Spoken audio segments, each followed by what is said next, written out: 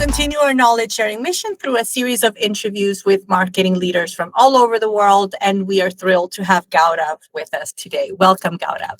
Hey everyone. Hi. Welcome to CMO Chats. I'm Gaurav Tandon, Regional Marketing and Events Head at Netcore Cloud. Really excited to ask you a few questions. So first and foremost, tell us a little bit about your role at Netcore Cloud. I wear two hats at Netcore Cloud. One, I'm the Regional Marketing Head for International Market, which includes APAC, Middle East, Africa, Europe, and LATAM. And second, I'm also the Global Events Head at Netcore Cloud. So, in my regional marketing hat, the rule starts from strategizing and planning for a specific market, like what that market needs in terms of, from the marketing teams, be it for demand gen, be it for brand building. How do we collectively with business team and sales team hit the goal for that required region, right? So technically, I act as a CMO or marketing head for international markets at Netcore. And the second role I play is the events head, where my team curates around 200 events in a year around the world. So literally like 3 to 4 events happening every week in one part of the world here and there. And you name a format and we'll most likely have that in a portfolio. Sounds very interesting. And so your team must be very, very busy. That's almost as many as we do. We do a few more, but that's a lot. What is your main marketing focus at the moment? My main marketing focus at the moment, if I talk about, I think one is definitely how do I turn marketing into predictable revenue engines across the regions. As I told you about the portfolio of markets which I take care of right now, I think the aim is simple. How do we turn marketing into predictable engines across the regions, right? What works in India doesn't work in Jakarta, doesn't work in Sydney, doesn't work in London, right? So the playbooks for different regions have to be different. And that's the focus. How do we create region-specific marketing playbooks, which does a demand gen as well as branding, and strengthening the partner ecosystem, and making sure that every dollar we spend on the marketing connects back to the pipeline, the revenue, the brand which we have. So that's my number one focus. And my number two focus is definitely carrying on the event-led growth journey. Which we are on. As I said, events work brilliant for us. It's actually one of the top marketing channels for us, which is getting us the leads as well as the new business and as well as the brand recall, which we want to have, right? So events have been working great for us. So, and we really scaled. I just mentioned, right, we do around 200 events in a year, which is a lot. The number was much smaller a couple of years back. It's much higher now. But the focus right now is not to further scale it. It's to how can I get more out of less? How can I get more out of it? So the next year, I'm not looking at doing 250 events. I'm actually looking at doing 150. So how do I get 20% less events, but I still get 20, 30, 40% more out of it? So I don't think that is going to be my biggest focus in the events-led growth area. And I think the third focus, which I will say is absolutely on the AI adoption, that, how do we adopt AI? How do we leverage AI to deliver better customer experiences, to be more efficient and probably deliver 2x, 3x more while maintaining the same customer experience, right? So AI adoption, that would be my third. I think you've already started mentioning the quality over quantity, but let's go deeper into that. How do you define success in marketing? So success for me would be, there are different metrics which we choose, which we definitely keep a track on. See, marketing, as I said earlier, I'm really looking at every dollar I invest. How do I tie it back to the revenue? How do I tie it back to the brand which we have built, which is ultimately leading to more business, more revenue, right? So I definitely look at pipeline impact of with every marketing action which I'm doing. At the same time, CV marketers are definitely not doing everything with a short term in mind, which is generating a new lead, new pipeline, new business. It also has a long term gain, which comes with the brand recall, right? So we also want to make sure that we are ultimately owning the category. We are being perceived, looked at the category leaders for marketing automation, right? So the brand perception, the perception in the mind of my persona is definitely one of the biggest things, which is there as the result on how we measure it, and which is also the difficult thing to measure. Pipeline is something which you can, measure by numbers, right? Your brand recall, like, and how it is going, that is little difficult, but that is absolutely the second biggest metrics for me to choose. Thank you.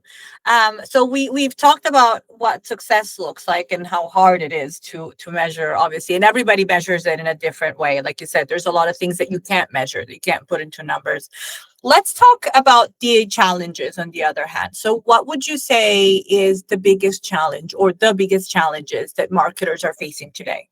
See, I feel the biggest challenge marketers are facing today is the attention, right?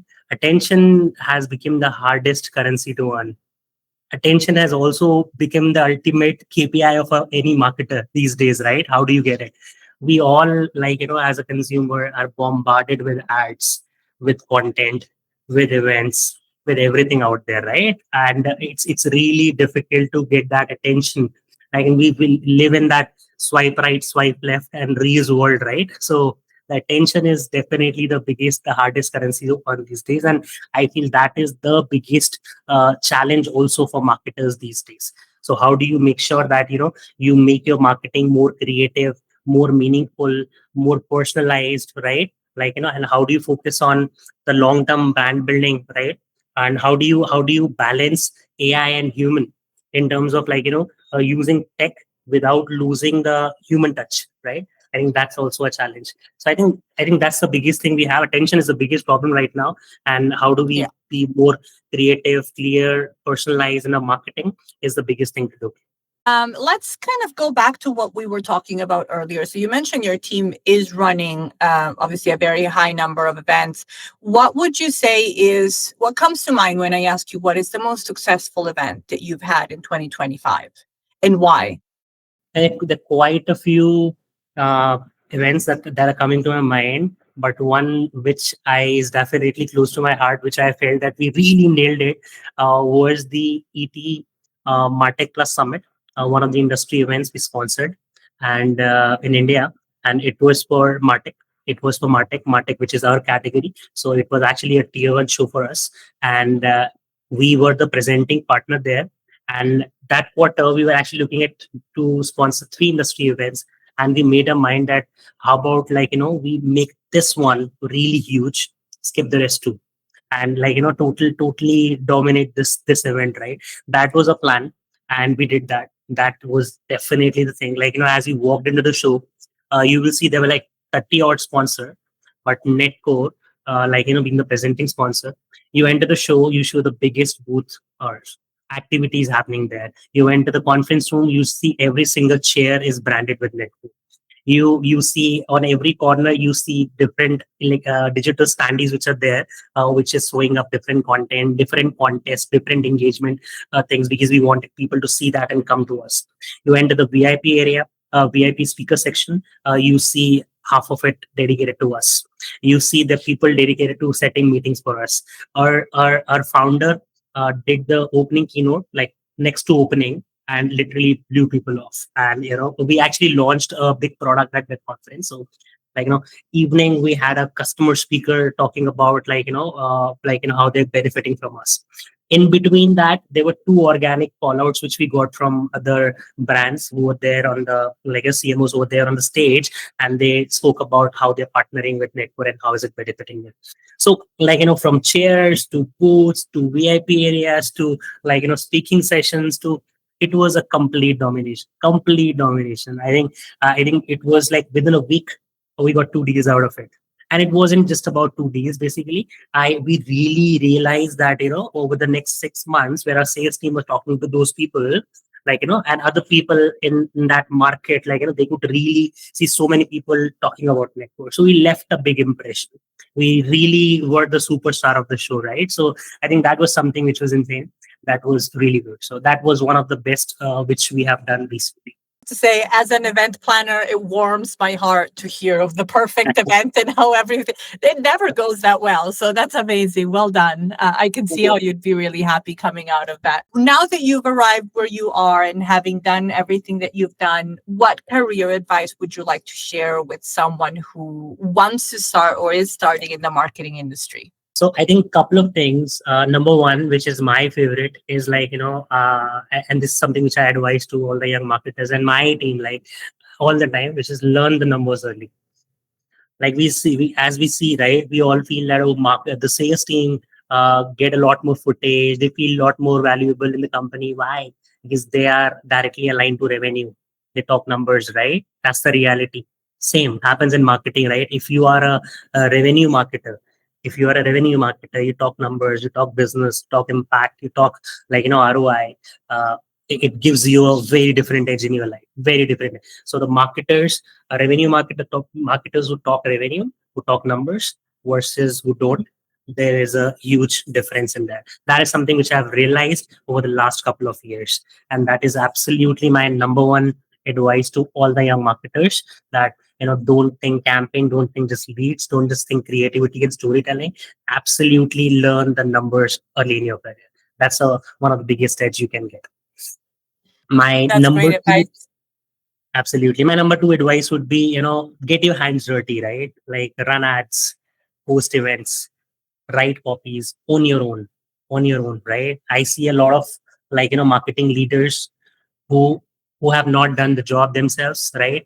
And they being the leaders, it becomes really difficult. If you got your hands dirty, now getting it done from the world becomes very easy because you've done it by yourself, right? Even today, I write copies a lot of times, right? I write ad copies. I literally am writing landing page, right? And I think that is important, right? So I think that get your hands dirty is definitely something I will advise. And my number three advice would be like, and I think, and this is like everyone in the world would say this, not me, that make AI your best friend. Absolutely, right? Make AI your best friend. But I have something to add there. Don't just make AI your best friend, but not your obsession.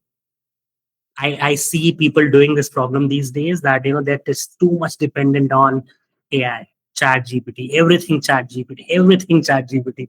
You can't do that, right? Like AI should be your co-pilot, your accelerator for sure, your best friend, 100%. We got to do that. We don't have any other option, right? But it should not replace your judgment, your creativity. That human element is absolutely required. That's the future, right? That's what makes us different, right? So the best marketer who will be who let AI do the heavy lifting, but they focus on imagination, they focus on creativity, right? So absolutely make AI your best friend, but don't make it your obsession. That's my advice. Amazing advice, and I completely agree with you. And it goes back to what you were saying: write your copy, but write your own copy. Don't let ChatGPT write your copy. You can write it, and then ChatGPT can help you make it a little bit better. But you Absolutely. have to be able to write it yourself. Absolutely. Completely agree with you there. So speaking of young marketers and AI, which is obviously huge right now, what do you believe are the biggest opportunities that are available to marketers today that may not have been available in the past, for example, when you started in marketing? See, today for sure, AI absolutely is the biggest advantage. Not just marketers, in fact, every professional has got that. But specifically, marketing, if I talk about, I think AI and attribution, right? These are two things which have really matured in today's era. CMOs today have superpower to predict, personalize, and perform at scale, which wasn't the possibility 10 years back, right? So you can really do that. We can finally prove marketing's impact with the data. Earlier, CMOs were a lot seen as cost centers. Today, they are the growth catalyst. They are the growth drivers with boardroom credibility, right? That's the difference. I feel that the marketing has got much more power with AI, with attribution, with data, able to prove. They can actually show that we are the growth catalyst or growth partners for the company, right? So that's the biggest opportunity. Right. So we talked about what the past looked like, what the present looks like. What does the future look like? So, in your opinion, what does the future of marketing look like? I feel the future of marketing is agentic AI plus human imagination going hand in hand. AI will absolutely take over the execution, right? We see it doing some parts of it today. Tomorrow with agents, it will take it all, almost all, right? So AI will definitely take over the execution from media buying to personalizations, right? but humans will have to double down on creativity, storytelling, and empathy, right? Marketing will, I think, shift. I think it will shift from campaigns based to, more context based, more intelligent engagements, which are running 24/7, right? So I think I see the future of marketing is agents plus human imagination doing their best. That's how. And the brands who will who will get this balance right will absolutely win. And the marketers who will become the AI generalist will win this. We've come to my last question, and it's actually my very favorite. We always get some great answers here. So, if you could define the role of a CMO or a head of marketing in one word, what would that word be and why? When I think about this, the different words which come to my mind, growth engine, storyteller, community builder, integrator. But I think one of my favorites is, I feel like one word if I have to take, I will say integrator. Like a CMO integrates product with market, tech with creativity, brand with revenue, right? We are the bridge that actually translates business vision into customer reality. So I think I will go for integrators as my one word. Amazing. Well, thank you so much, Gaurav. It's been such a pleasure. Loved your answers, and we'll close it up here.